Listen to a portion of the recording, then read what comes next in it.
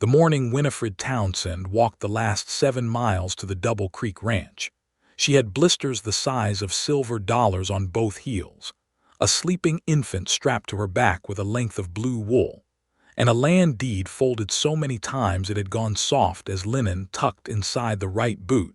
She had risoled herself with a strip of cowhide and 24 nails 3 counties back. It was the spring of 1878, and the Colorado Territory was the kind of place that either made a person or swallowed them whole, and Winifred Townsend had made up her mind somewhere between Pueblo and the long flat stretch of nothing that preceded the foothills that she was not going to be swallowed by anything. Not by grief, not by poverty, not by the slow particular cruelty of a world that looked at a young widow with a baby and saw only a burden looking for somewhere to land. She had walked because the stage had let her off at Ridgecrest, which was nothing more than a post office nailed to the side of a general store and a water trough that smelled like old copper, and the driver had told her that Double Creek was 7 miles south and east, and there was no further conveyance to be had for love or money. She had said thank you, which was more than he deserved, and she had started walking.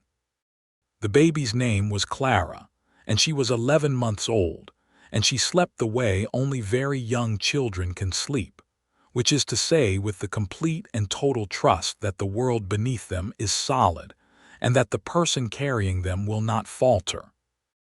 Winifred carried that trust like it weighed more than the child herself. The deed in her boot had belonged to her husband, Daniel Townsend, who had died of a fever in February, 3 weeks before he ever got to see the land he had purchased sight unseen from a man in a Kansas City office who had spread a surveyor's map across a table and drawn circles around a square of Colorado Territory that he had called some of the finest grazing land west of the Missouri. Daniel had believed him. Daniel had believed most people, which was one of the things Winifred had loved about him, and one of the things that had gotten him into trouble more than once. But the deed was real. She had taken it to 2 different lawyers to be certain, and both had said that it was recorded properly, and that the land was hers by inheritance, 160 acres along the southern bank of Double Creek, and that the only complication was that those 160 acres sat adjacent to a larger property called the Wells Cattle Ranch, which covered something in the neighborhood of 3,000 acres and was the dominant operation in that part of the territory. One of the lawyers had suggested she sell. The other had been more direct and said that a woman alone with a baby and no operating capital had no business trying to homestead in that country, and that whoever owned the Wells Ranch would either buy her out or make her life uncomfortable enough that she would wish she had sold. Winifred had thanked both lawyers and done neither of the things they suggested. She had packed what remained of her household goods into a single trunk that she had left in storage at Ridgecrest, had wrapped Clara in the blue wool and tied her snug, and had walked south and east into the long, dry wind that smelled of sage and distance. The gate to the Double Creek Ranch appeared at the top of a shallow rise, and it was the kind of gate that announced itself. 2 massive cedar posts sunk deep into the rocky earth supported a crossbeam from which the ranch name had been burned in letters a foot high, and the gate itself was iron and swung on hinges that could have hung a church door. Beyond it, a road of packed red clay curved away toward a cluster of buildings that sat against the backdrop of the foothills like something from a painting, neat and purposeful, and suggesting order in the middle of all that open country. A man was leaning on the gatepost. He was not leaning in a lazy way, but in the way of someone who has been working since before dawn and has found one moment of stillness and is using it fully. He was 31 years old, though Winifred did not know that yet, with dark hair that needed cutting and the kind of face that sun and wind and honest labor build over years into something that photographs poorly, but looks exactly right in person.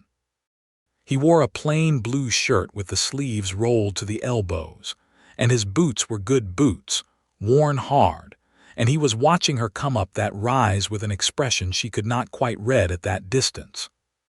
When she was close enough that shouting would have been unnecessary, he straightened and pushed his hat back and said, in a voice that was level and without particular inflection, "You look like you have been walking a while." 7 miles, Winifred said, "from Ridgecrest." He looked at her feet, which she knew were not in elegant condition. He looked at the bundle on her back, which chose that moment to shift and make a small questioning sound that was the sound Clara made when she was deciding whether or not to wake up. He looked at her face, which she kept as composed as she was able, which was considerable, because Winifred Townsend had learned early that composure was one of the few currencies that could not be taken from a person. "I'm looking for the owner of the Double Creek Ranch," she said. "My name is Winifred Townsend." "Thomas Wells," he said, and he said it simply, without the inflation some men put into their names when they wanted to be sure you understood their importance. "I own this place." "Then I think we need to speak," she said. "I have a deed." He looked at her for a long moment, and in that moment something passed across his face that she would later try to name and never quite succeed at. It was not hostility and it was not dismissal. It was more like the look of a man encountering a situation he had not anticipated and finding himself, despite himself, interested in how it would unfold. "I suspect we do need to speak," he said. "Come inside the gate." "I should tell you," she said, because she was not a woman who dealt in ambiguity when clarity was available, "that I am not here to sell. I am here to work my land." He held the gate open and looked at her steadily and said, "Both are welcome here, you and the child both. Come in and sit down and tell me what you have." She walked through the gate, and the iron hinge closed behind her with a sound like a full stop at the end of a very long sentence. The ranch house was larger than she had expected from the outside, built of timber and stone in the way of people who intended to stay, with a porch that ran the full length of the front and a kitchen at the rear that smelled of coffee and biscuits, and the particular warm scent of a wood stove that has been running since early morning. A woman named Rosa, who was the cook and had been with the Wells family since Thomas's father had built the place in 1861, brought coffee without being asked and looked at Clara with the immediate warmth of someone for whom babies are not a complication but a pleasure. "May I hold her?" Rosa asked, and Winifred, whose arms were trembling slightly from the weight of the last 7 miles, said yes with more gratitude than she showed on her face. Thomas Wells sat across the kitchen table from Winifred Townsend, and read the deed she placed in front of him with the care of a man who is genuinely reading and not performing the act of reading. He turned it over. He looked at the recording stamp. He read the legal description of the parcel, which he knew the way he knew his own hands, because it was land he had been grazing his cattle on for 4 years under the assumption that it was open range. "The land survey puts your southern boundary at the creek bend," he said.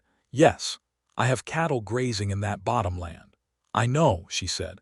"I'm not asking you to move them today." He looked up from the deed. "What are you asking?" "I am asking to be a neighbor," she said. "A fair one. I intend to build on the parcel and run a small operation. I have no interest in conflict and no capacity for it at the moment. I have a baby and about $14 in a trunk in storage at Ridgecrest. What I have besides that is a legal right to that land and the intention to use it." He was quiet for a moment.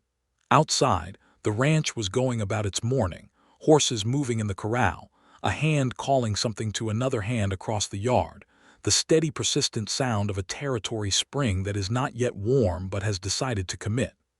$14, he said, and there was nothing mocking in the way he said it. "And the deed," she said. "And the deed," he agreed. He folded the document carefully and slid it back across the table to her. "Mrs. Townsend, that bottomland parcel has no structure on it. There is no well. The nearest lumber is 8 miles at the Harmon Mill. You cannot build a homestead on $14 and a good intention." "I am aware of the arithmetic," she said. "I am not trying to discourage you," he said, and she noted that he said it with a directness that suggested he meant it, which was unusual enough to register. "I am trying to understand what it is you actually need." Clara, in Rose's arms across the room, had woken fully and was regarding Thomas Wells, with the grave, unblinking attention that infants give to strangers, the kind of stare that adults find unnerving because it carries no social pretense whatsoever. "What I need," Winifred said slowly, "is time to get established. Somewhere for Clara and me to stay while I make arrangements for the parcel. I can work. I have kept house, I can cook, I can sew, I can do accounts. I'm educated. I went to school in St. Louis until I was 17. "You want to stay here," he said. "Not a question, exactly." "I am asking if that is possible," she said. "I can pay what I am able and work the rest. I'm not asking for charity." He looked at her across the table, and something in his face did something she was not prepared for, which was to become quite simply and directly kind. Not pitying, not paternalistic. Kind in the way that looks at a person and sees them accurately. "There is a room at the end of the hall that has not been used since my mother left for Denver 2 years ago," he said. "It has a good bed and a window that faces the mountains.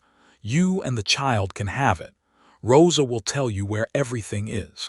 As for the arrangement, we can discuss the particulars when you are not walking on what I suspect are very painful feet." Winifred looked at him. She was 26 years old, and she had spent the last 3 months being looked at with doubt, suspicion, condescension, or pity, and what Thomas Wells was looking at her with was none of those things. "Thank you," she said, and for the first time in a very long time it came out with the full weight she felt behind it. The room was everything he had said it was. The bed was solid and clean, with a quilt in blue and cream that Rosa told her had been made by Thomas's mother, Eleanor, who was a woman of considerable skill and considerable opinions who had moved to Denver to be closer to her sister after the death of Thomas's father 2 years prior. The window did face the mountains, and in the late afternoon light they were the color of a bruise healing toward blue. Winifred put Clara on the quilt and sat on the edge of the bed and took off her boots. Her heels were exactly as bad as she had expected. She cleaned them with the cloth and water that Rosa had left, bound them with strips torn from an old petticoat, and sat for a moment in the quiet of the room while Clara explored the stitching of the quilt with her fingers and made the sounds of profound scientific investigation. She had not cried since Daniel died. She had not had time to, and moreover she had discovered that grief for her did not come out in tears, but in a kind of steady interior pressure that she carried the way you carry something hot, carefully, without touching the sides. But sitting in that room in the late light, with the mountains outside the window and the sounds of the ranch settling into evening around her, she felt something loosen in her chest that she had not realized she had been holding so tightly. She did not cry, but she breathed deeply and deliberately, the way you breathe when something that has been very hard has, for this one moment, stopped being quite so hard. She was at breakfast the next morning before Thomas Wells was, which surprised her a little, and she had already helped Rosa with the biscuits before he came through the kitchen door with his hair still damp from the pump and an expression of mild surprise at finding her standing at the stove. "You did not have to do that," he said. "I know," she said. "I wanted to." He poured his own coffee and stood at the window looking out at the yard, while she and Rosa finished the biscuits and cut the salt pork, and it was not an uncomfortable silence, which was itself unusual. Winifred had grown accustomed to silences with men being either performative or tense, filled with either showing off or the suppression of something unwelcome, but Thomas Wells was quiet the way a field is quiet, not empty but present. Over breakfast, he told her the situation with the parcel plainly. He had been running cattle on the bottomland for 4 years, and had assumed it was open range because the homesteading records for that section had been lost in a courthouse fire in 1874 and not properly reconstituted until recently. He had no grievance against her having it. He was, in fact, prepared to be helpful, and he said so in the direct way that was apparently just how he spoke. "I will have 2 of my hands clear the building site," he said. "There is a natural rise at the north end of your parcel that has good drainage and a view of the approach. Harmon at the mill will give you a fair price on lumber if you tell him you are a neighbor of mine. I am not saying this to put you in my debt," he added, apparently reading something in her face. "I am saying it because it is the practical way to get you established quickly, and the faster you are established, the faster we can work out a formal arrangement about the grazing rights that will be fair to both of us." It was such a practical speech, delivered so matter-of-factly, that Winifred almost missed the generosity threaded through it. "Why?" she asked. He looked at her. "Why what? Why help me? You could make this considerably harder. You have more resources and more history in this territory, and plenty of men in your position would see an unprotected woman with a contested parcel as an opportunity." He was quiet for a moment. Then he said, "My mother homesteaded this land with my father in 1861. She was 23 years old and she had 2 small children, and my father was sick with typhoid for the first winter, and she ran this place alone for 4 months. I know what it costs." He said it without drama, as a plain statement of fact. "And I am not that kind of man." She believed him.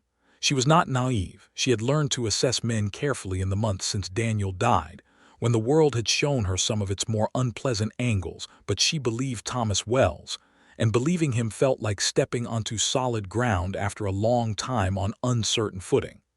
The days that followed had a rhythm to them that surprised Winifred with how natural it felt.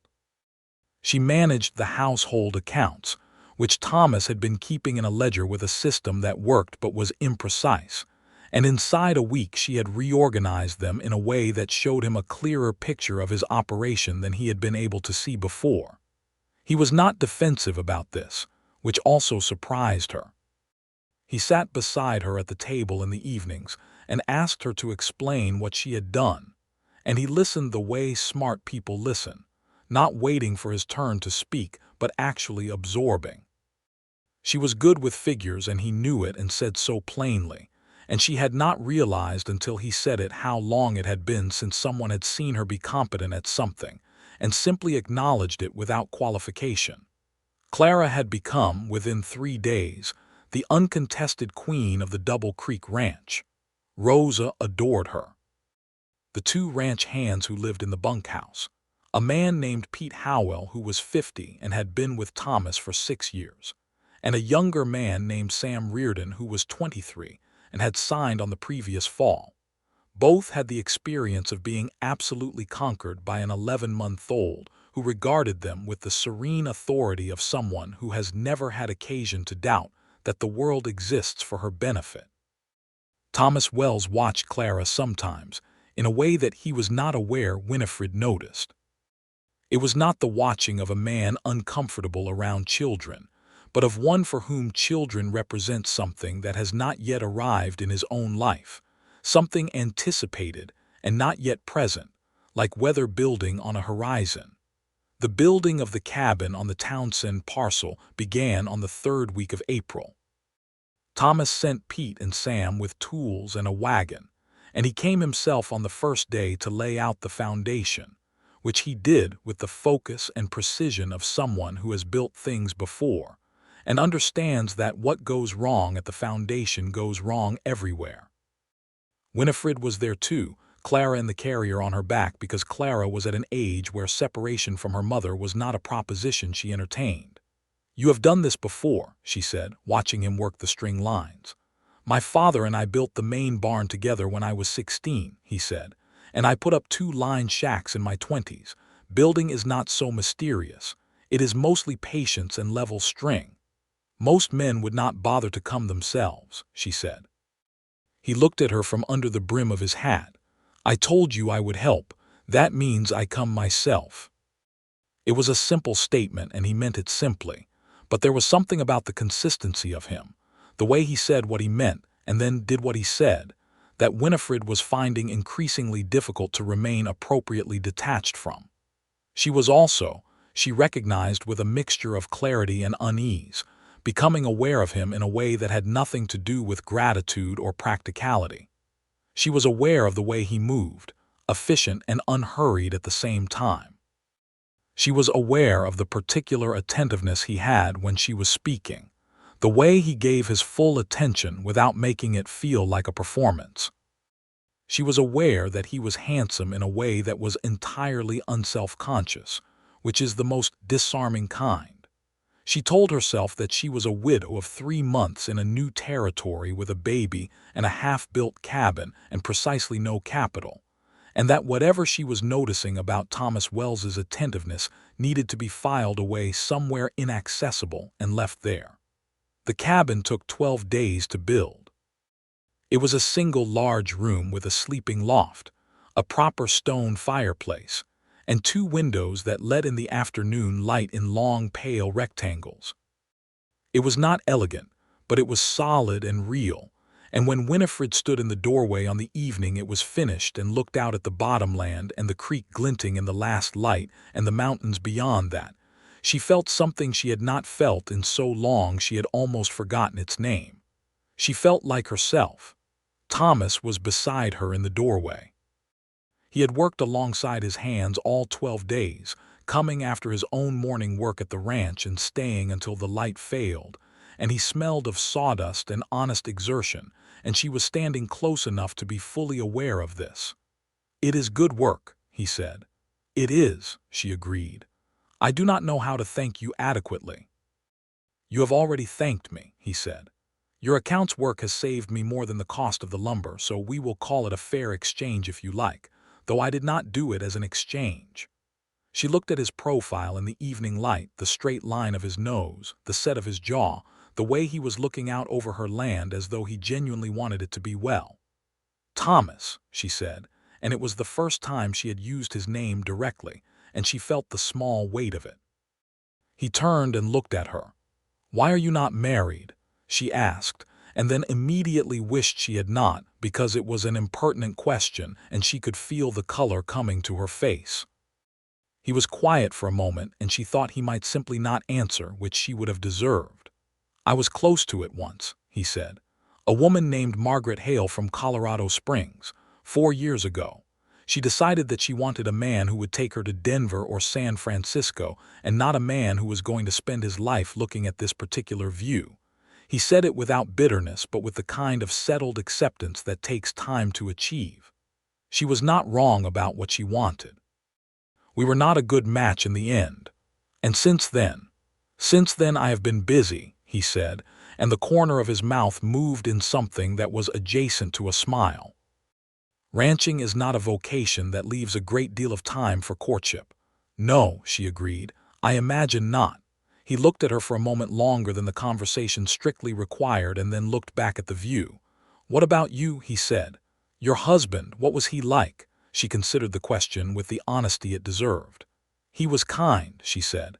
"Genuinely kind, the way some people just are. He made me laugh, which was important to me. He was not always practical, and he trusted people more than was sometimes wise, but those were not faults so much as they were who he was."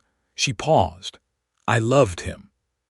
"I know you did," Thomas said, and the simplicity of it, the absence of any awkwardness or competition in how he said it, made her heart do something it should not have done, standing in the doorway of her new cabin in the last light of an April evening.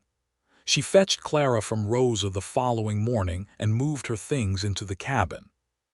Thomas had arranged for a neighbor woman, a Mrs. Gallagher who was married to one of the smaller ranchers 3 miles east, to bring over a crib she had been keeping in her barn since her youngest had outgrown it, and it sat in the sleeping loft in a patch of morning light like something that had been waiting. The arrangement they worked out over the following weeks was practical and fair. Winifred allowed Thomas's cattle to graze the bottomland through the summer in exchange for a portion of the grazing fees that would go toward her own starting stock in the fall. Thomas helped her acquire 2 milk cows and a small kitchen garden plot that Pete plowed for her, and she provided accounting work for the ranch on a regular basis, coming to the main house 3 mornings a week to work on the ledgers. Those mornings were, she admitted to herself privately, and then with increasing difficulty privately, the part of her week she looked forward to most. They talked, she and Thomas, the way 2 people talk when they are both intelligent and both a little lonely and both in the habit of keeping their own counsel, so that when they find someone worth talking to, conversation becomes a kind of relief. They talked about the territory, which was changing fast, with the railroad pushing through and more settlers arriving every month, and what it would mean for the open range that had defined this country for a generation.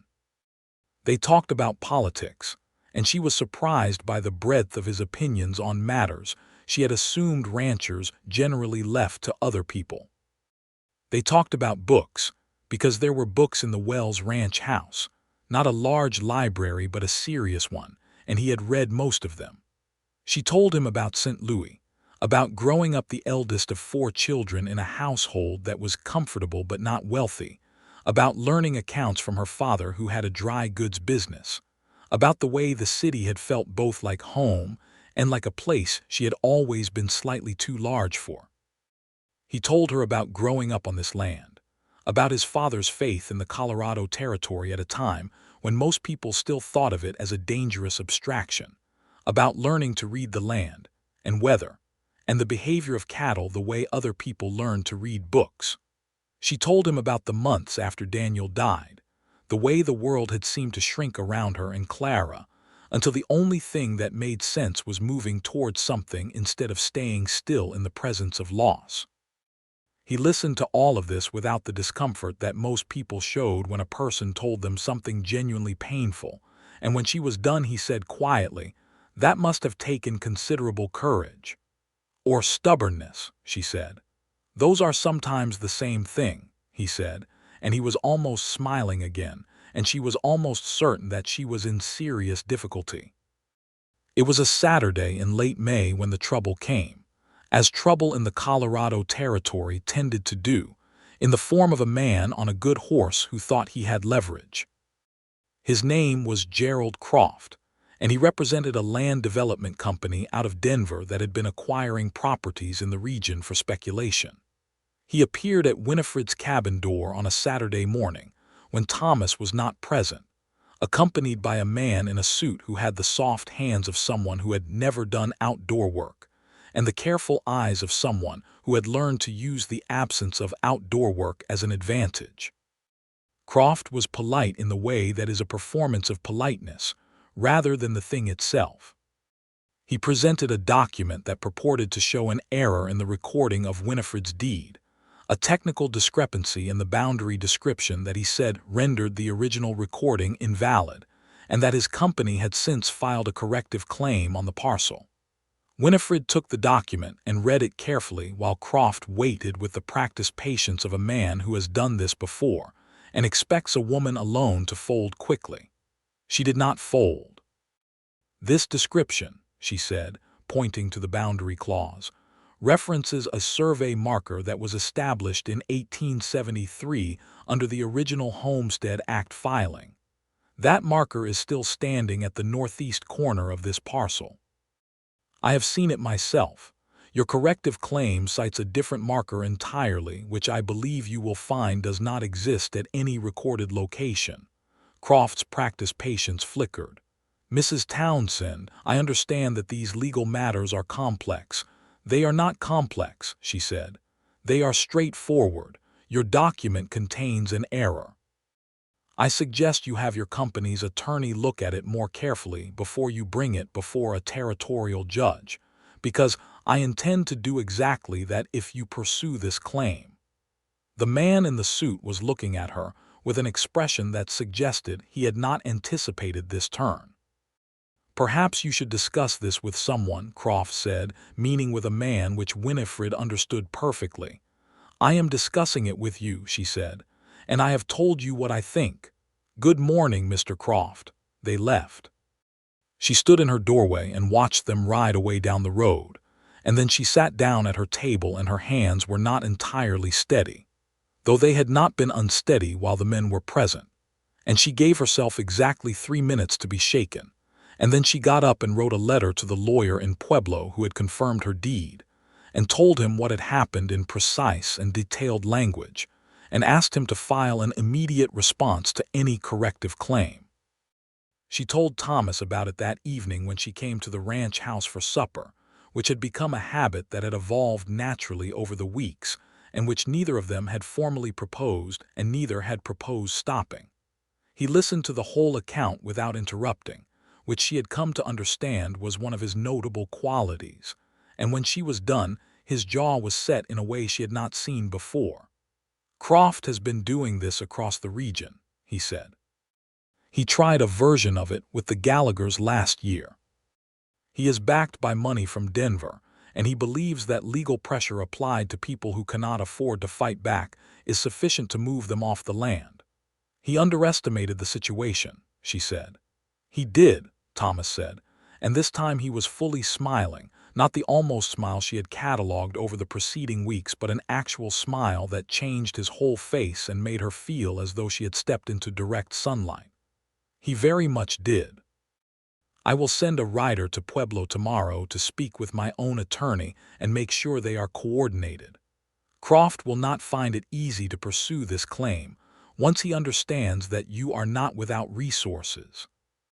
"I do not want to be a burden on your resources," she said. "You are not a burden," he said. "You are a neighbor." He paused. "And I have a direct interest in this because if he can manufacture a claim against your parcel, the same method applies to portions of my own holdings. Defending your deed is not charity. It is also self-interest." "You always find the practical reason," she said. "It is more persuasive than the other reasons," he said, and he looked at her steadily, and she understood perfectly well that there were other reasons, and they both knew it, and neither of them was quite ready to say so. Clara chose this moment to crawl across the kitchen floor to Thomas's boots and pull herself upright using his leg, with the supreme confidence of someone who has identified a reliable vertical surface. He looked down at her, with an expression so unguarded that Winifred's chest did the thing again that she had been trying to prevent it from doing. He reached down and put his hand gently on Clara's back to steady her, and Clara looked up at him with the gravity of a judge and then said, with the declarative force of someone making a significant announcement, "Bah." "That is entirely right," he said seriously. "Bah." Winifred looked away at the window and told herself very firmly that she was a practical woman, and that she was not going to be undone by a man being kind to her baby. The letter from the Pueblo lawyer came back within 10 days with the information that Croft's corrective claim had been filed, but that it was, as she had suspected, based on a non-existent survey marker, and that a formal protest had been registered, and that the Territorial Land Office had been put on notice.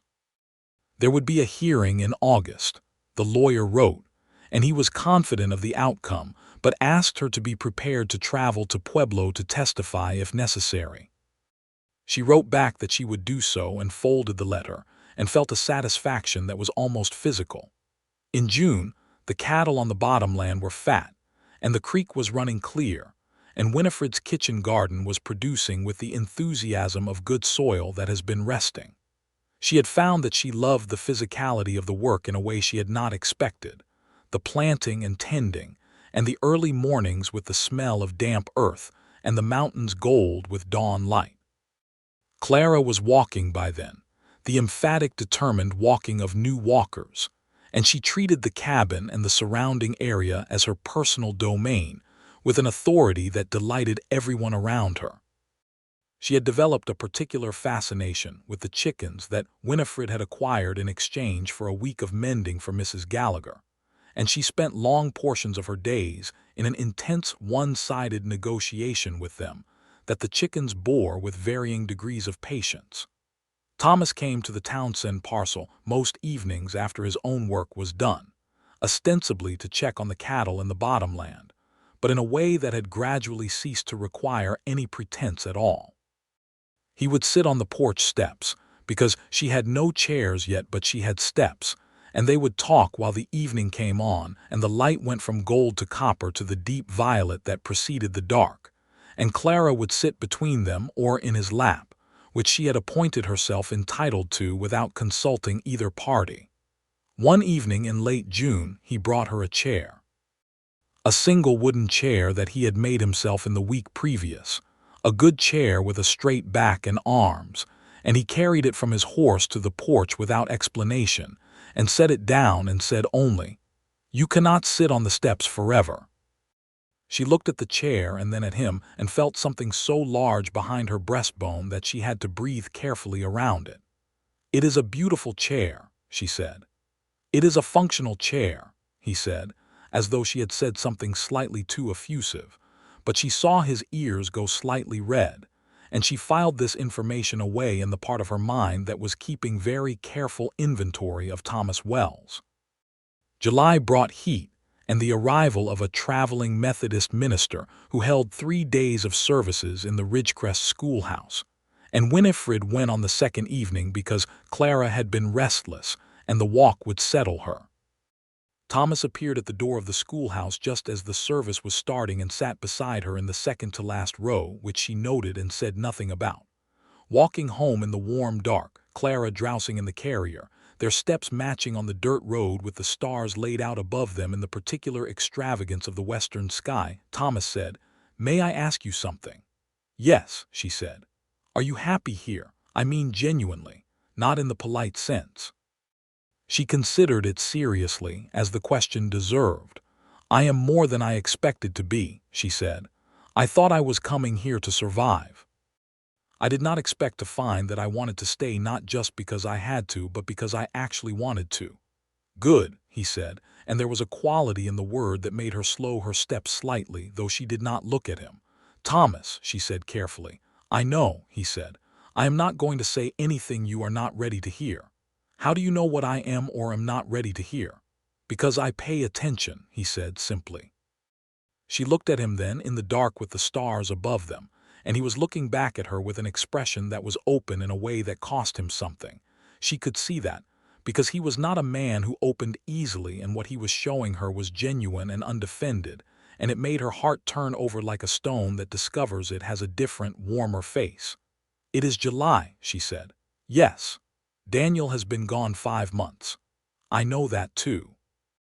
I am not sure what the proper period is," she said, "and I find that I am not sure I care as much about propriety as I thought I did, which is itself a new development."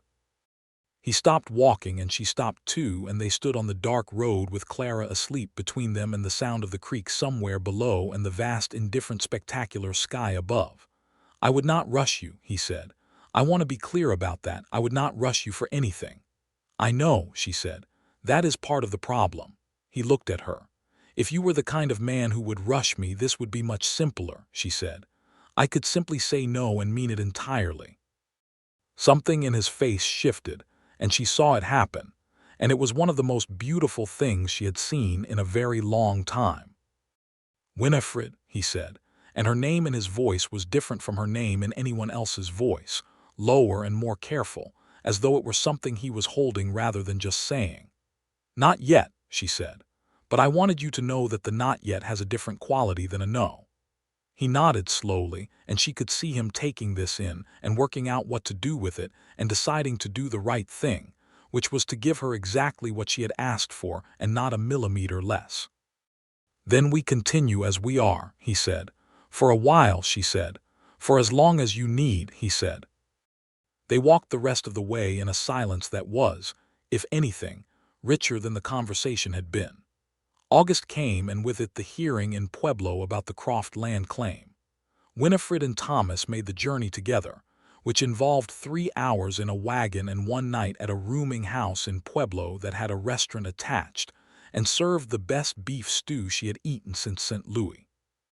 Rosa had taken Clara for the duration, who had accepted this arrangement with the regal flexibility of someone accustomed to managing multiple domains.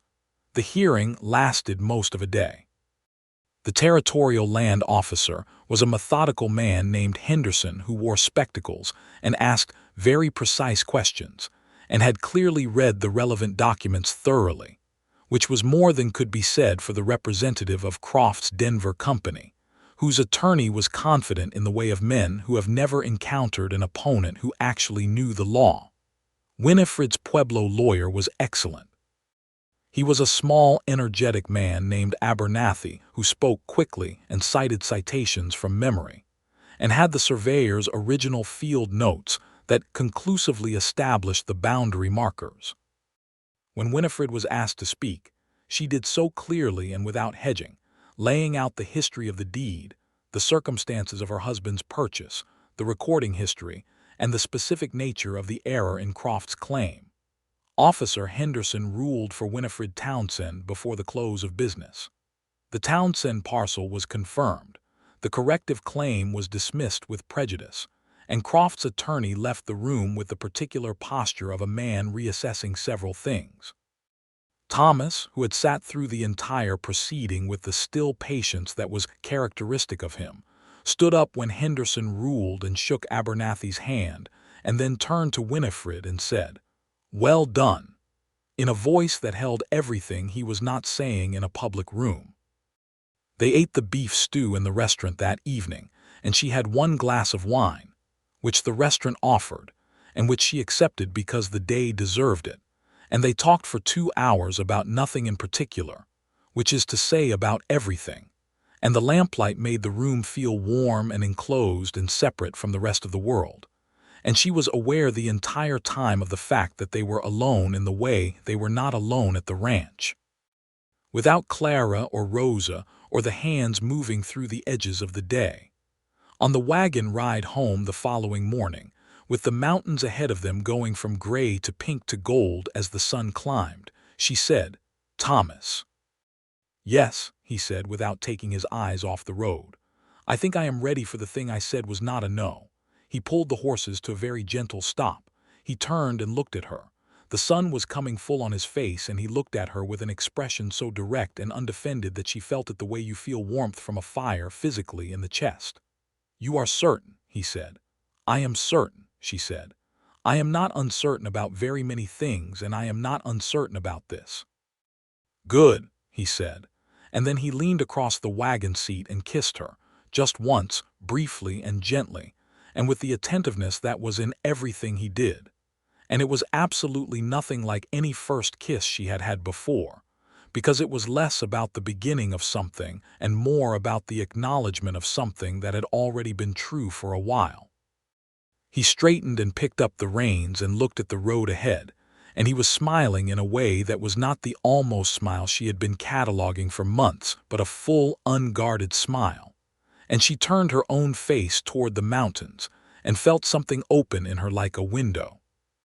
The autumn of 1878 settled into the Colorado Territory with the particular beauty of high country falls, the aspen going gold in the upper elevations, the air sharpening into clarity, the light falling at an angle that made everything look slightly more significant than it actually was.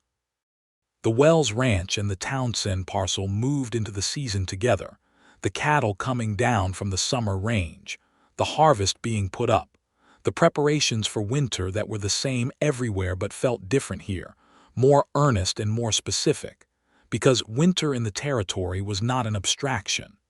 Thomas and Winifred moved toward each other with a deliberateness that suited them both. They were not young people in the grip of something overwhelming. They were adults who knew something about loss and something about work and something about the value of choosing carefully. But they were also, unmistakably, in the grip of something, and the something was getting larger in direct proportion to how much time they spent together, which was most of every day. He held her hand the first time on a September evening walking back from checking on the bottomland cattle, and she let him and turned her hand over to hold his properly, and neither of them said anything because there was nothing that needed to be said. He told her he loved her for the first time in October, on a morning when the first real cold had come down from the mountains and they were standing in the kitchen at the ranch house with their coffee, and the light was gray and the ranch was quiet in the way it went quiet before snow. He did not lead up to it or arrange for it. He simply said, "I love you, Winifred," in the same tone he used for most things, which was to say direct and considered and fully meant. She put down her cup. She turned around from the window where she had been watching the first flakes begin, and she looked at him across the kitchen, and she felt something so complete and so warm and so exactly right that she was momentarily without speech, which was not her usual condition. "I love you too," she said. "I have for a while. I was not sure it was fair to say so until I was sure of what I was saying." "Are you sure now?" he asked. "I am entirely sure," she said.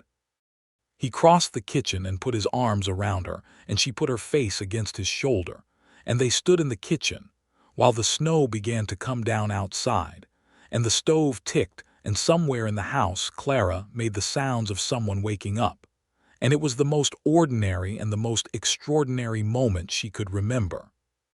He asked her to marry him in November, properly and formally, on a Sunday afternoon when the snow was deep outside, and Clara was sleeping in her loft in the cabin, and the fire was making the room amber, and the world outside was white and still.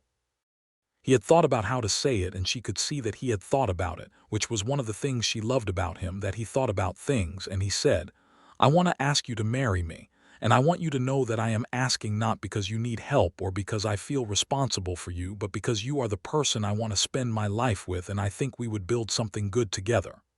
"We would," she said. "Will you?" he said. "Yes," she said. "With my whole heart, yes."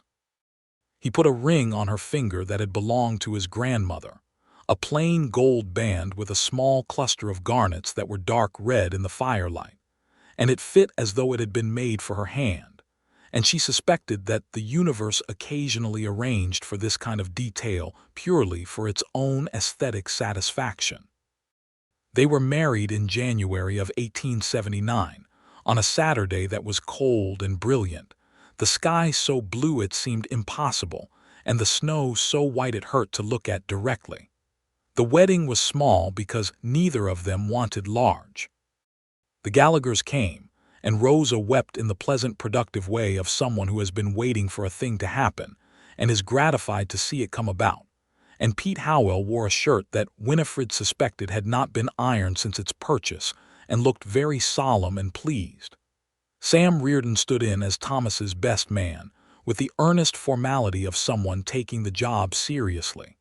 The Methodist minister from Ridgecrest read the words. Clara, who was 18 months old and wearing a white dress that Rosa had made, stood at the front of the small gathering and ate a biscuit with complete equanimity throughout the entire proceedings. Thomas said his vows in the same voice he used for most things, direct and certain, and she said hers the same way. And when it was done, and the minister said what ministers say at the conclusion of the matter, Thomas kissed her with considerably more assurance than the first kiss on the wagon road, which was appropriate since the circumstances were different, and Rosa wept more enthusiastically. The reception was in the Wells Ranch kitchen, which was the largest interior space available, and Rosa had made enough food for 3 times their number, which was also appropriate. The Gallaghers brought a fiddle, and someone played it tolerably well, and they danced on the cleared floor in the lamplight, the small company of them, while the snow held off, and the stars came out one by one above the Colorado Territory. Winifred danced with Thomas, and then with Pete, and then with Mr. Gallagher. And Thomas danced with Mrs. Gallagher, and then picked up Clara and danced with her while she alternated between delight and the expression of someone being mildly josseted. And the whole of it was so exactly what a beginning should be that she had to work to stay in the present of it rather than cataloging it for the future, which was her habitual response to happiness. She managed. She stayed in it. She stayed in his arms and in the warm light and in the sound of the fiddle, and the knowledge that this was real and hers, and that she had walked 7 miles with blisters on her heels and a baby on her back and a deed in her boot, and had ended up here, which was so far beyond what she had allowed herself to hope for that it seemed like something someone had made up. They moved Winifred and Clara into the main ranch house in February. The cabin was kept, maintained, and clean, because Winifred was not a person who gave up what she had earned, and it stood on the Townsend parcel which remained her land, recorded and confirmed and clear, and she intended to put it to use in due course. The due course arrived sooner than expected. By early spring, it was apparent that Winifred was expecting a child, and this information arrived with Thomas with an expression she had not seen on his face before, and could only describe as the look of a man who has suddenly understood something about what his life is going to be that he had only been hypothetically aware of previously. "Are you well?" He said immediately, which was the first thing he said, and she loved him for it. "I am very well," she said. "I am, in fact, extremely well." He put his hand against her face and looked at her and said, quietly and with complete seriousness, "I am going to be here for all of it, for everything."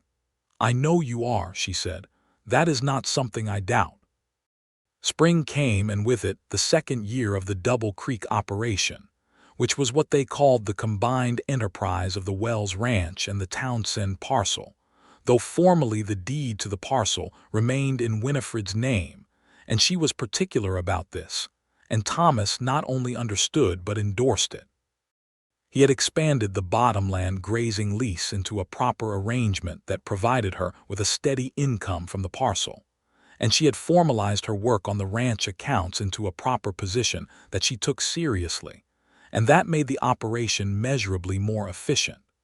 She had also, by the end of the winter, done something she had been turning over in her mind since her conversation with the two lawyers in Pueblo the previous year. She had written to the Territorial School Board in Denver and proposed the establishment of a school at Ridgecrest, citing the number of children in the surrounding area who were receiving no formal education, and offering the Townsend cabin as a school building until a dedicated structure could be constructed. The school board had written back with cautious interest. She wrote again with more specifics. By May they had written to say they would provide a teacher's salary if she could provide the building. She could provide the building. She did. The Ridgecrest schoolhouse opened in September of 1879. The teacher was a young woman from Denver named Charlotte Briggs, who was 22 and had more determination than anyone Winifred had met since looking in a mirror, and who arrived with a trunk of books and the energy of someone ready to do something important and aware of its importance. Winifred liked her immediately, and so did Thomas, in the straightforward, uncomplicated way he liked people who did their work well. The school was not the Townsend cabin, as it turned out. By the time September arrived, the community had rallied with the particular energy that communities produce when someone supplies a clear focal point, and a proper schoolhouse had been built on a donated lot at the edge of Ridgecrest, with 2 windows and a good stove and benches for 20 children. 8 children showed up the first day. By October there were 14. Winifred was there on the first day, sitting in the back, and she thought of her own schooling in St. Louis and her father's ledgers and the slow progress of figuring out what she was made for, and she thought that Daniel would have been very pleased with this. And she told him so quietly inside her own head, which was how she talked to him now, privately and with affection, and without the weight she had carried in the early months.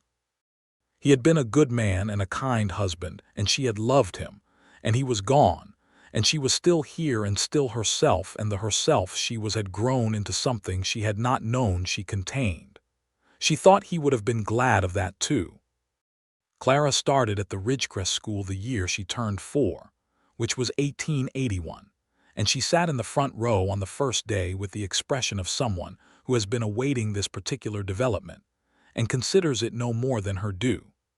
Charlotte Briggs told Winifred after the first week that Clara was the most capable and the most opinionated child she had taught, and said it with the admiration of someone for whom those 2 qualities together represent something promising.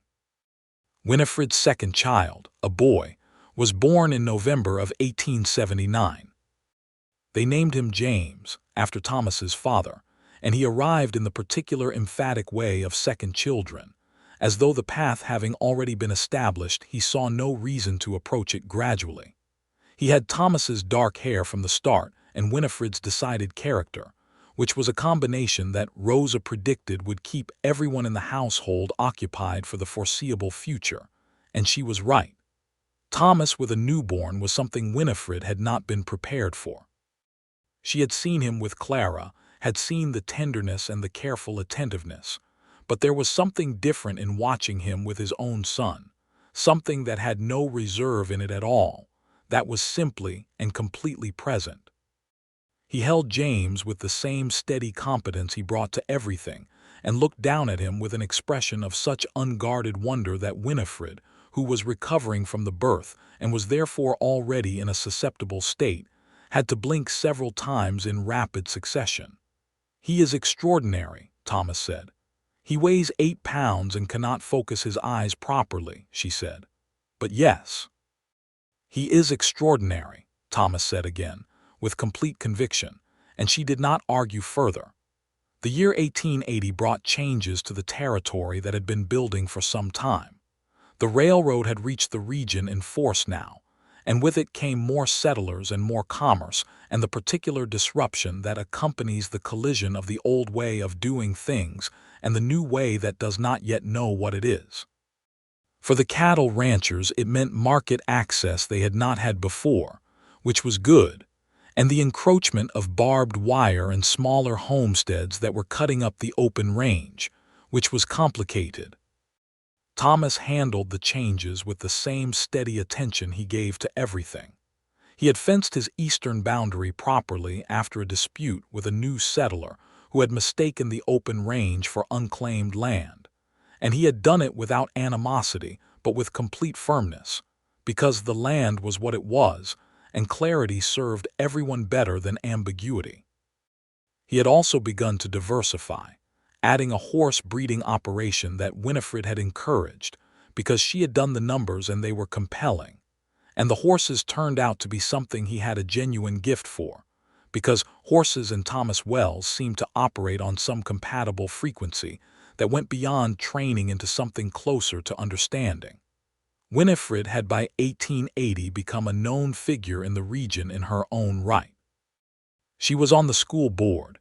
She was the person several of the smaller homesteading families came to when they had difficulties with their land records, and she had developed an informal practice of reviewing deeds and recording histories for people who could not afford a proper lawyer.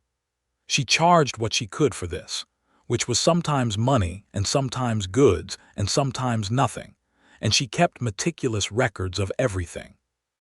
Thomas found her one evening at the kitchen table with 7 people's land documents spread across the surface, along with her own ledger pages, and Clara's hornbook that Clara had left there after her lessons and James asleep in the basket near the stove. "You have taken on an entire county's worth of legal problems," he said. "Someone has to," she said. "Half of these people are one bad land claim away from losing what they have built. You cannot do it for free indefinitely," he said, not critically but in the voice he used for arithmetic. "I know," she said. "I have been thinking about that."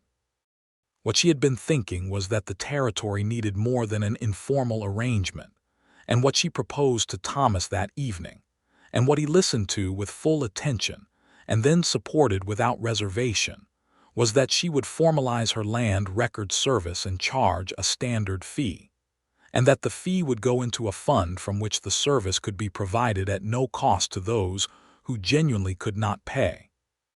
It was not a law office because she was not a lawyer and the territory did not license women as lawyers in 1880. It was something adjacent to that, something that fit into the gaps. Thomas said, "Whatever you need to make it work. The space in the East Room is yours if you want it." She did want it. The East Room became, over the following months, the office of the Townsend Land Record Service, which was the name she gave it on the sign she painted herself and nailed to the east wall of the ranch house, and which became known throughout the region as the place to go if your deed was being challenged, or your boundary was disputed, or you simply needed someone who understood the records and could explain what they meant.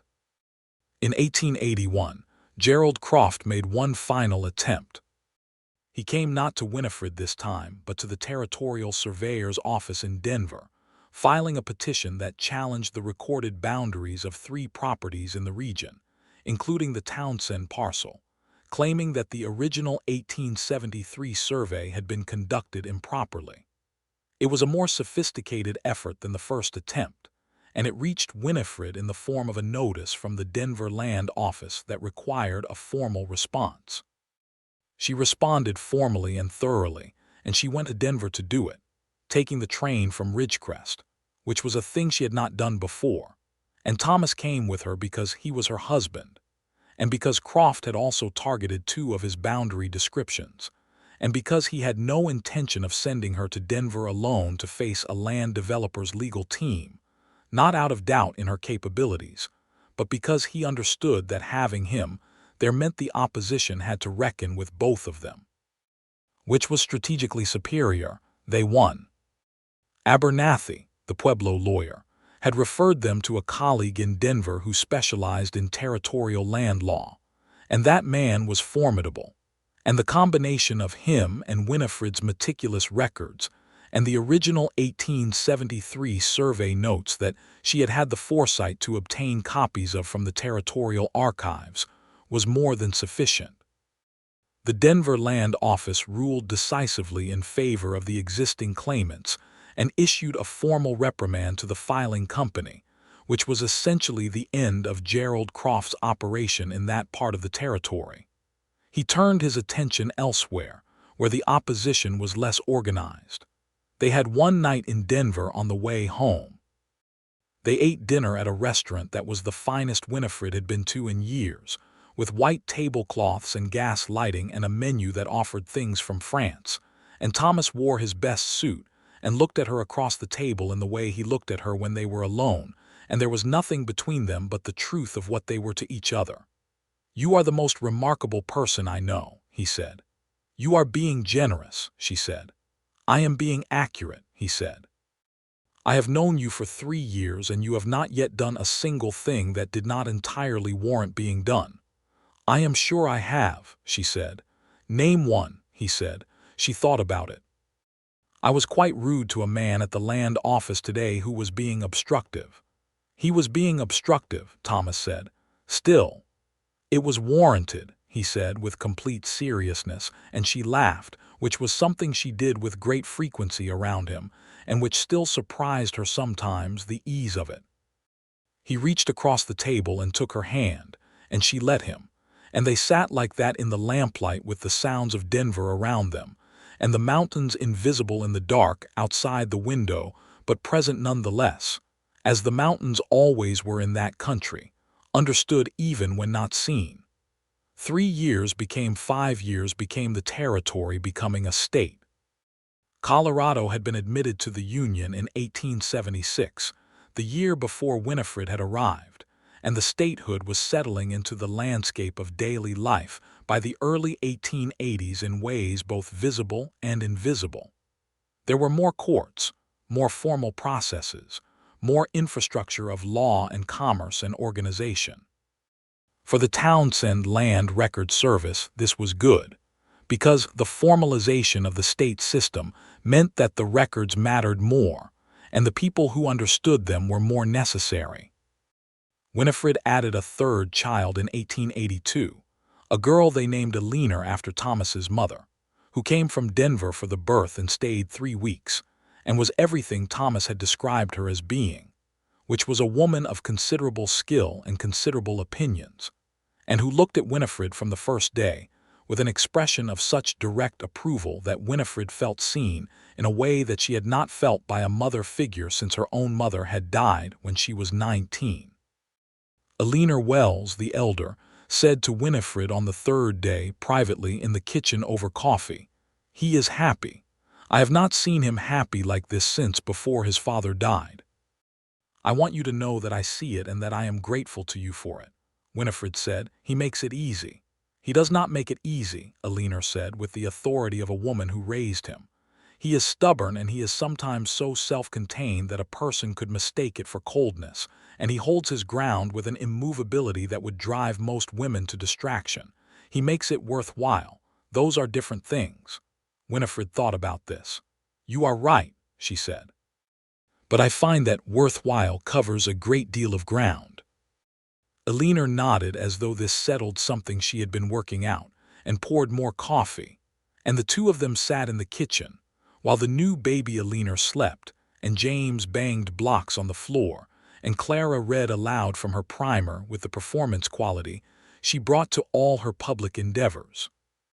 Little Eleanor grew with the same speed and industry as everything else on the Double Creek Ranch, and the household that Winifred moved through in those years was the fullest kind of household, full of work and noise and children and animals, and the constant productive business of people who are building something they believe in.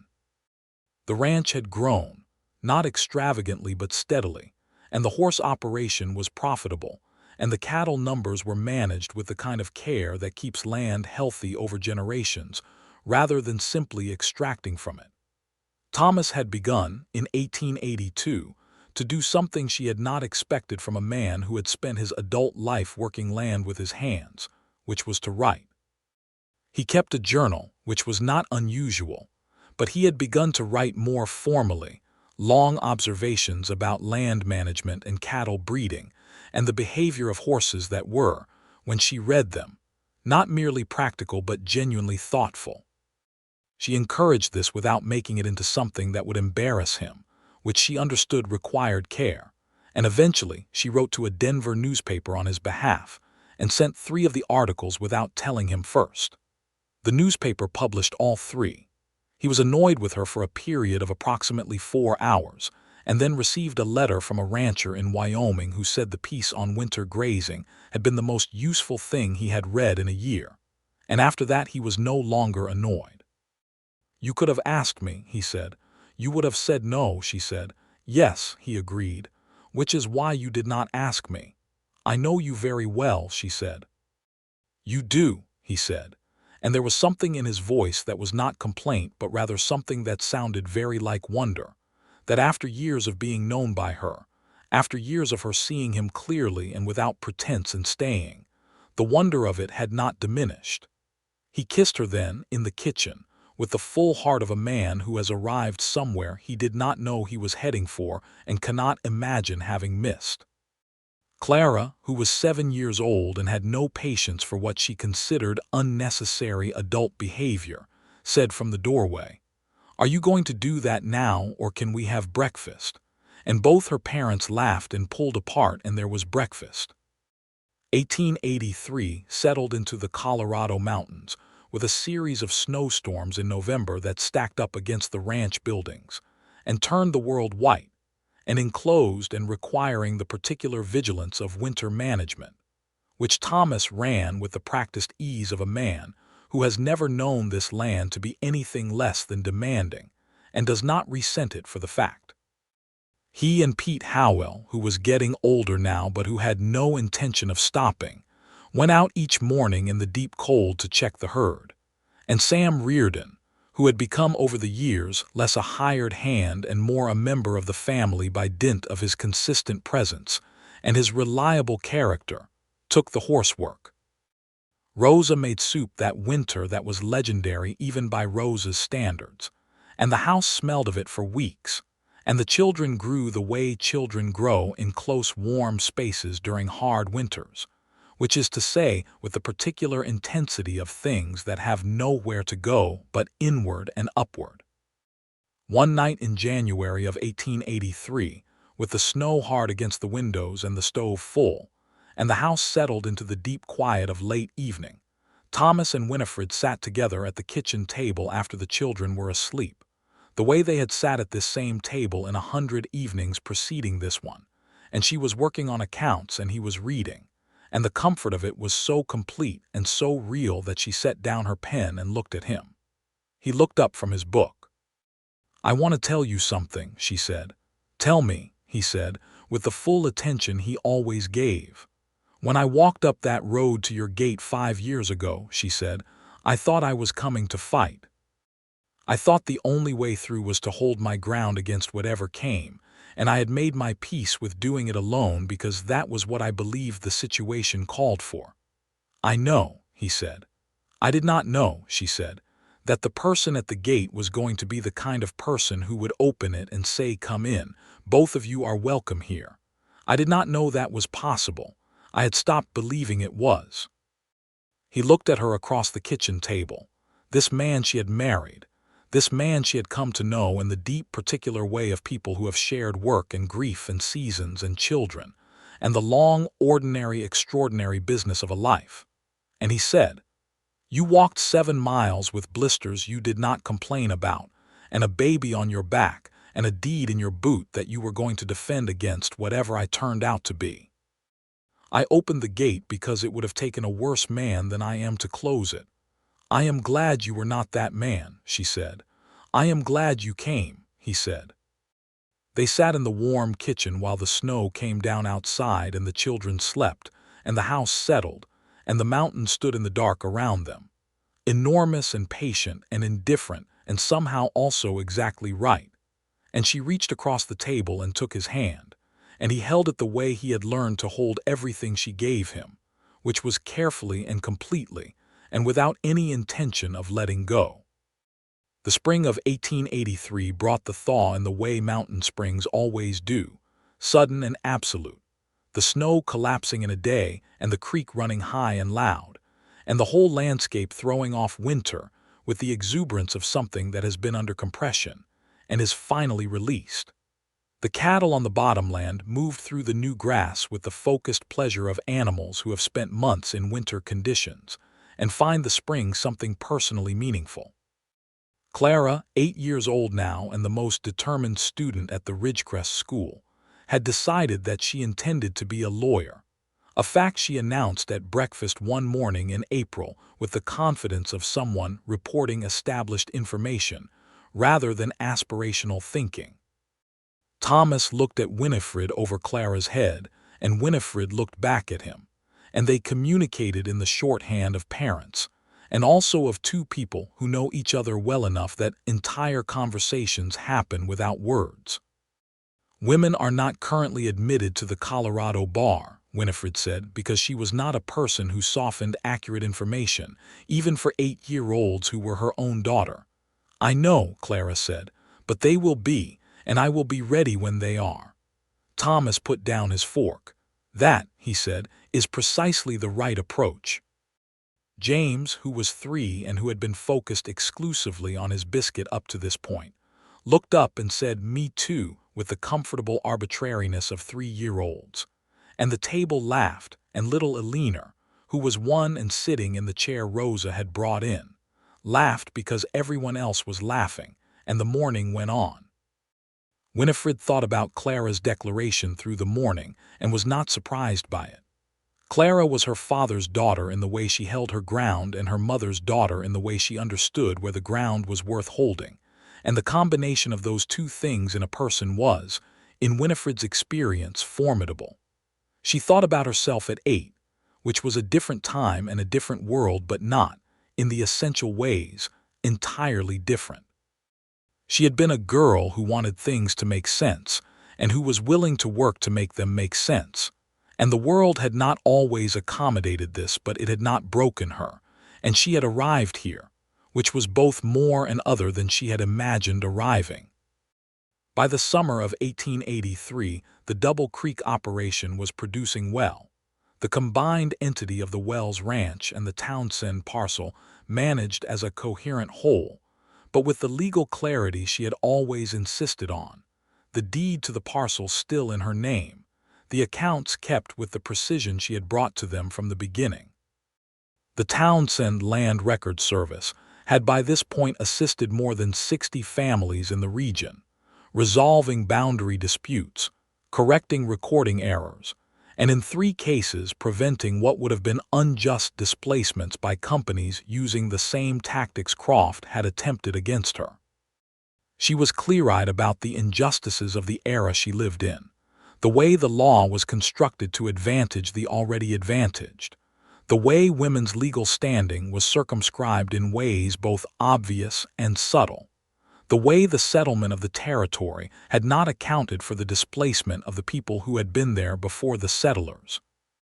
A history that was present in the landscape and in the stories of older residents, and that Winifred believed mattered even when the world around her preferred not to look at it. She could not fix the large injustices from her kitchen table, but she could address the ones in front of her with the tools she had, and she did, consistently and without making it smaller than it was. Thomas understood this too. He was not a man given to grand political pronouncements, but he was a man who treated people as people, which in that time and place was its own kind of position, and his ranch had always been a place where a person was paid what they had earned and treated with the dignity the work deserved, regardless of their origin, and this was noted by the people who worked for him and by those who did not. Pete Howell retired in the fall of 1883, at the age of 57, with a party thrown by Rosa that was the social event of the season, and a small pension that Thomas had arranged in the form of a portion of the horse operations profits. Because Pete had been with the Wells family since the beginning, and Thomas was not a man who forgot what he owed or to whom. Pete moved into Ridgecrest, into a house he had been saving for years, and came back to the ranch most weeks because he had no real mechanism for stopping. Sam Reardon, at 28, was now the ranch foreman, a position he had grown into with the steady reliability that had always been his characteristic.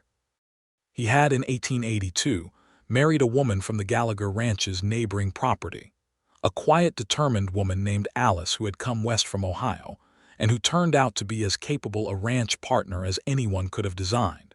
And they lived in a small house that Thomas had built for them on the east side of the property, and they had a son named William who was 15 months old, and who Clara regarded as a project. The Christmas of 1883 was the fullest the Double Creek had seen. Eleanor Wells, the elder, came from Denver and brought Thomas's sister Catherine, who Winifred had met once before and who was 2 years younger than Thomas and had his same directness without his particular quietness, which made her both delightful and occasionally exhausting. The Gallaghers came on Christmas afternoon. Sam and Alice and William came. Pete Howell came and ate more than anyone else at the table. Rosa's cooking was transcendent.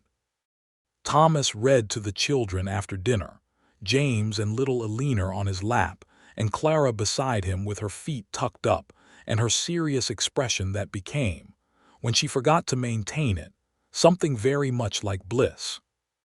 He read from a book of stories that had been his when he was a child, and that still held the pencil marks his father had made in the margins for reasons that were now unrecoverable.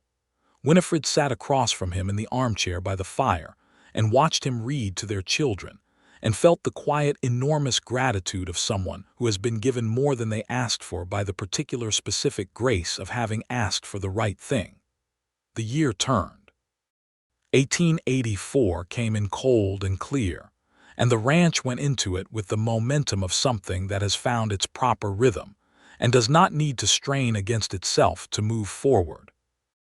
In March of 1884, Winifred received a letter from the Denver newspaper that had published Thomas's articles. The letter was addressed to her this time, not him, and it asked whether she would consider writing a series of articles on the subject of homesteading rights and land record processes for women settling in the territory and the new state of Colorado. The editor said that her name had been mentioned by a reader who had used the Townsend Land Record Service, and that the reader had described her as, and here he quoted directly, the most useful person in the San Luis Valley region, and the one most responsible for making the settlement of that area genuinely fair rather than merely nominally so. She read the letter twice and then put it face down on the table and made herself a cup of coffee and stood at the kitchen window looking out at the mountains in the March light and thought about it carefully. Thomas came in from the barn and found her like that and poured himself a cup and waited. She handed him the letter. He read it. He put it down. He looked at her. "Yes," he said. "I have not asked you anything," she said. "You are about to," he said, "and the answer is yes, write the articles." "It will take time," she said, "time I usually spend on other things. The other things will still be here," he said, "and this is important." "You think so?" "I know so," he said without hesitation. "The things you know about those records and those processes could help 100 women we will never meet. That is worth the time." She looked at him and thought, as she often thought, about the distance between what she had expected when she walked up that road 5 years ago and what she had found. And the distance was still enormous, still not fully traversed even by the years and the work, and the love and the children and the ordinary, extraordinary life that had grown up around that first morning in the kitchen when he had read her deed and said both were welcome here. She wrote to the Denver newspaper and said yes. She wrote the first article in April, sitting at the desk in the East Room office of the Townsend Land Record Service, with James playing on the floor at her feet and little Eleanor asleep in the next room, and the sounds of the ranch going about its business outside the window. She wrote about the Homestead Act and the specific complexities of territorial recording, and she wrote about the ways women's names were dropped from joint deeds or never included in the first place, and the consequences of this invisibility when a husband died or left or when a disputed claim arrived. And she wrote it all in plain language that a person without legal training could follow and use. The article ran in May. The response was larger than the editor had anticipated and considerably larger than Winifred had anticipated. Letters from women across Colorado and from 2 other states describing situations that were variations of her own and asking for the specific practical information she had provided. She wrote back to every letter she could. She wrote 3 more articles for the newspaper. By the fall of 1884, she was corresponding regularly with women's organizations in Denver and had been asked to speak at a gathering in Colorado Springs, which she did, leaving Clara in charge of the younger 2 for 3 days with Thomas and Rosa as backup, which Clara accepted as a reasonable division of responsibility.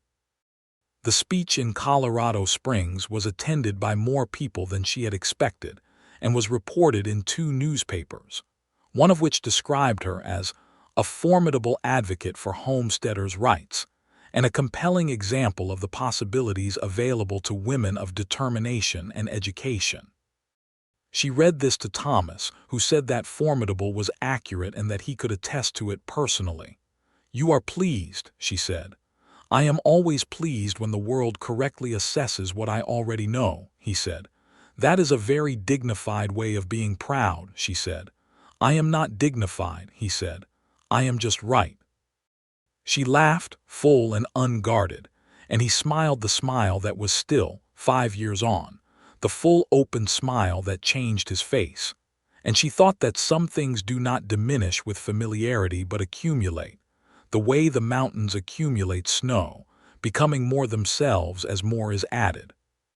Christmas of 1884 had a particular quality to it that Winifred recognized only afterward as the quality of a chapter closing into something larger.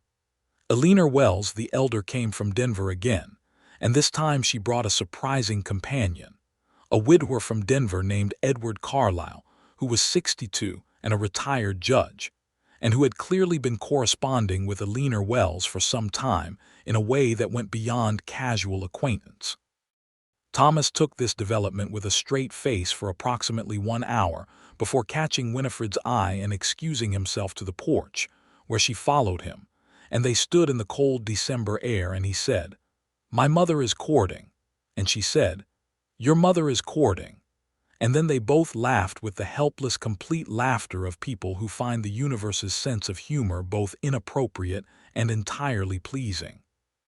Eleanor Wells married Edward Carlisle in Denver the following spring, a fact that she announced with the same authority she brought to everything, and which the family received with genuine warmth because Edward Carlisle turned out to be a man of humor and depth, and because it was obvious that Eleanor was happy, and Thomas could no more withhold gladness at his mother's happiness than he could have withheld the sun.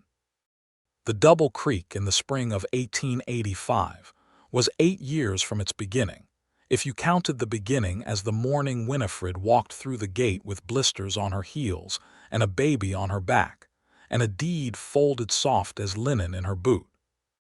The ranch operation had grown to accommodate a small dairy component that Rosa had proposed, and that turned out to be profitable in the expanded market that the railroad had opened. The horse breeding program was producing animals of note, and Thomas had won a prize at the Colorado Stock Fair the previous fall for a quarter-horse stallion that he had bred with the patience and precision he brought to all his best work. Winifred's Land Record Service had become, in effect, a small institution, with a filing system that occupied 3 cabinets in the East Room and a reputation that extended well beyond the San Luis Valley. The articles she had written continued to circulate, passed from hand to hand among settlers across the region, and she had received an inquiry from a women's college in the East about whether she would consider allowing her articles to be assembled into a pamphlet for distribution to women contemplating westward settlement. She had said yes, with the provision that the pamphlet be distributed at no cost to women who could not afford it. Clara was 10 years old and had not abandoned the lawyer ambition. She had added to it the information, absorbed from her mother's articles and her mother's work, that change required not only competence but advocacy, and she wrote to this effect in the school essays that Charlotte Briggs read with the expression of someone watching something important develop. James was 6 and had decided that he wanted to be a rancher exactly like his father, which Thomas received with the gravity the decision deserved, taking James seriously in the way that makes a serious child out of a child who might otherwise have gone another direction. Little Eleanor was 2, and she had not yet articulated a professional aspiration, but she had opinions about breakfast that suggested she would have opinions about most things, which was not, given her parentage, a surprise. It was a Tuesday morning in May of 1885, when Winifred stood on the porch of the ranch house and looked out at the land that had become, over 8 years, the entire geography of the life she had built, and she felt the particular quality of happiness that is not loud but deep, the kind that has roots. Thomas came and stood beside her with his coffee and looked at what she was looking at, which was the bottom land and the creek and the mountains beyond them and the big sky of Colorado doing what the Colorado sky does, which is to be enormous and indifferent and beautiful in a way that does not invite you to look away. "James asked me last night if he could start learning to handle the horses," he said. "He is 6, she said. "He is," Thomas agreed. "I thought we would start with the gentler ones." "He is going to be just like you," she said. "I hope not entirely," Thomas said. "He should be his own thing." "He will be his own thing with your capacity for patience and your mother's capacity for stubbornness," she said, "which is a formidable combination."